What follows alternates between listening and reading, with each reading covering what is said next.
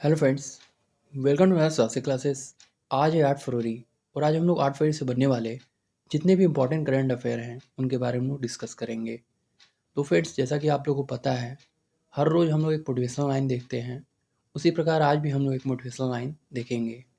Motivational line ये है कि जिसने संघर्ष को अपना साथी बना लिया, उसने ही इस दुनिया में खुद को काबिल बना लिया। तो फ्रेंड्स, बिना देरी किए हम लोग देखते हैं आज का पहला प्रश्न। पहला प्रश्न पूछा जा रहा है कि हाल ही में कौन सभी सरकारी अस्पतालों में एकीकृत चिकित्सा केंद्र खोलेगी। ऑप्शन नंबर ए है सरकार, बी है राष्ट्रपति, सी है राज्यपाल एंड डी है इनमें से कोई नहीं। तो फ्रेंड्स, इस क्वेश्चन का राइट आंसर है ऑप्शन नंबर ए सरकार। कहने का मतलब ये है कि सरकार देश भर के सभी सरकारी अस्पतालों में एकीकृत चिकित्सा केंद्र खोलेगी। महत्वपूर्ण बात यह है कि केंद्र जो है वो आयुर्वेद और आधुनिक चिकित्सा दोनों का उपयोग करके मरीज का इलाज करेंगे।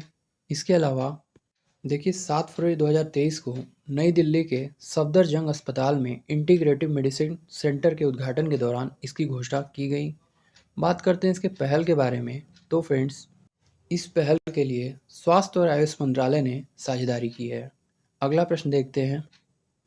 देखिए, अगला प्रश्न पूछा जा रहा है कि किसने रेपो रेट को 25 बेसिस पॉइंट बढ़ाकर 6.5% किया है। ऑप्शन नंबर ए है एसबीआई, बी है यूबीआई, सी है आरबीआई एंड डी है इनमें से कोई नहीं। तो फ्रेंड्स, इस क्वेश्चन का राइट आंसर है ऑप्शन नंबर सी आरबीआई। कहने का मतलब ये है कि भारतीय reserve bank it means RBI ने रेपो दर को 25 आधार अंकों से बढ़ाकर 6.5% कर दिया है। और महत्वपूर्ण बात यह है कि मई 2022 से आरबीआई ने रेपो दर में 2.5% की वृद्धि की है। और देखिए, यह जो निर्णय है वह मौद्रिक नीति समिति की बैठक में लिया गया था। और महत्वपूर्ण बात यह भी है कि अस्थायी जमा सुविधा दर को संशोधित कर 6.25% कर दिया गया है।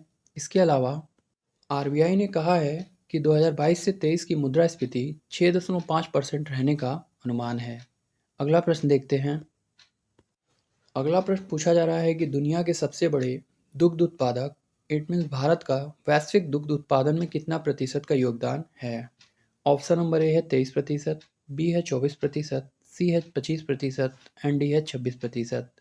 तो फिर इस क्वेश्चन का राइट आंसर है ऑप्शन नंबर बी 24%। कहने का मतलब ये है कि भारत का वैश्विक दूध उत्पादन में 24% का योगदान है। इसके अलावा भारत जो है वो दुनिया का सबसे बड़ा दुग्ध उत्पादक देश है। और महत्वपूर्ण बात यह है कि इसने वर्ष 2021 से 22 में वैश्विक दुग्ध उत्पादन में 24% का योगदान दिया है। और भारत के दुग्ध उत्पादन ने पिछले 8 वर्षों 2014 से 15 और 2021 से 22 के दौरान 51% की वृद्धि दर्ज की है। और महत्वपूर्ण बात यह भी है कि 2021 से 22 में उत्पादन जो है वो बढ़कर 220 मिलियन टन हो गया है। अगला प्रश्न देखते हैं।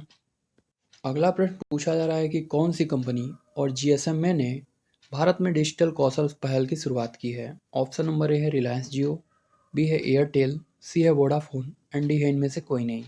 तो फ्रेंड्स, इस क्वेश्चन का राइट आंसर है ऑप्शन नंबर ए रिलायंस जियो। कहने का मतलब ये है कि जीएसएमए के सहयोग से रिलायंस जियो ने एक राष्ट्रव्यापी डिजिटल कौशल पहल की शुरुआत की। इसके अलावा इस सहयोगी प्रयास का उद्देश्य ग्रामीण महिलाओं और कम आय वर्ग के लोगों को उनकी विशिष्ट आवश्यकताओं के आधार पर प्रशिक्षण प्रदान करना है। और डिजिटल कौशल में कमी पर किए गए शोध के आधार पर भारत जो है वो विशिष्ट डिजिटल कौशल प्रशिक्षण टूल किट तैयार किए गए हैं। इसके अलावा पहल जो है वह वर्तमान में 10 राज्यों में लागू की जा रही है। अगला प्रश्न देखते हैं। देखिए, अगला प्रश्न पूछा जा रहा है कि हाल ही में किसने क्रॉस बॉर्डर यूपीआई भुगतान सेवा शुरू की है। ऑप्शन नंबर ए है गूगल पे, बी है भारत पे, सी है फ़ोन पे एंड डी है इनमें से कोई नहीं। तो फ्रेंड्स, इस क्वेश्चन का राइट आंसर है ऑप्शन नंबर सी फ़ोन पे। कहने का मतलब ये है कि फ़ोन पे ने एक ऐसी सेवा शुरुआत की घोषणा की जो कि इसके भारतीय उपयोगकर्ताओं को यूपीआई का उपयोग करके विदेशी व्यवसायों को भुगतान करने में सहायता बनाएगी। इसके अलावा यूपीआई इंटरनेशनल जो है वो यूएई, सिंगापुर, मॉरिशस, नेपाल और भूटान में उन मर्चेंट आउटलेट्स को सपोर्ट करना है जिनके पास स्थानीय QR कोड है। इसके अलावा फ्रेंड्स, उपयोगकर्ता अपने भारतीय बैंक से विदेशी मुद्रा में सीधे भुगतान करने में सक्षम होंगे। और फ़ोनपे जो है, यह सेवा शुरू करने वाला भारत का पहला फिनटेक ऐप है। अगला प्रश्न देखते हैं।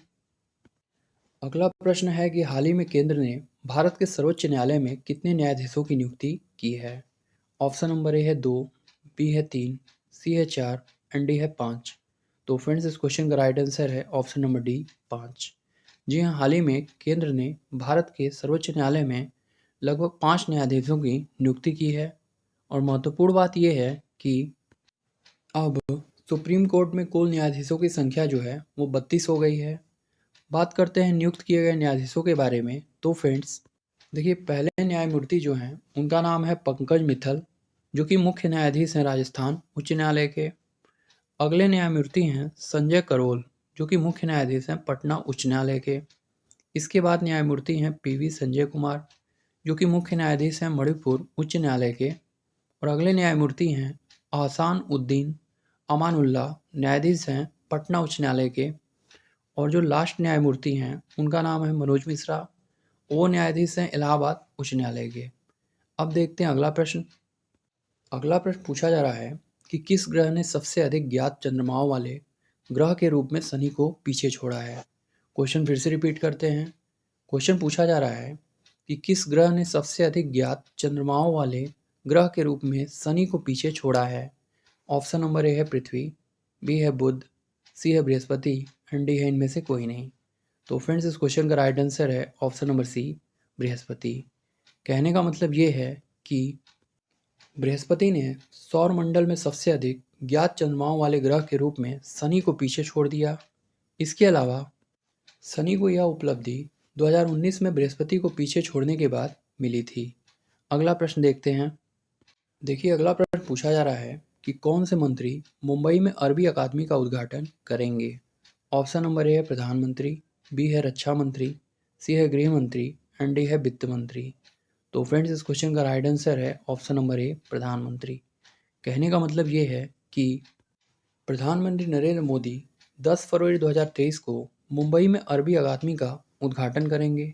और ये जो अकादमी है वो दाऊदी बोहरा समुदाय की है। और महत्वपूर्ण बात यह है कि प्रधानमंत्री मोदी दुनिया भर में दाऊदी बोहरा समुदाय के वर्तमान नेता परम पावन सैयदना मुफद्दल सैफुद्दीन के साथ मंच साझा करेंगे। बात करते हैं इस कार्यक्रम के बारे में। तो फ्रेंड्स, इस कार्यक्रम में दुनिया भर के नए मेहमान शामिल होंगे। अब देखते हैं अगला प्रश्न। अगला प्रश्न पूछा जा रहा है कि NHD भारत रंग महोत्सव के कौन सवें संस्करण का आयोजन करेगा। ऑप्शन नंबर है 21वें, बी है 22वें, सी है 23वें एंड डी है 24वें। तो फ्रेंड्स, इस क्वेश्चन का राइट आंसर है ऑप्शन नंबर बी, 22वें।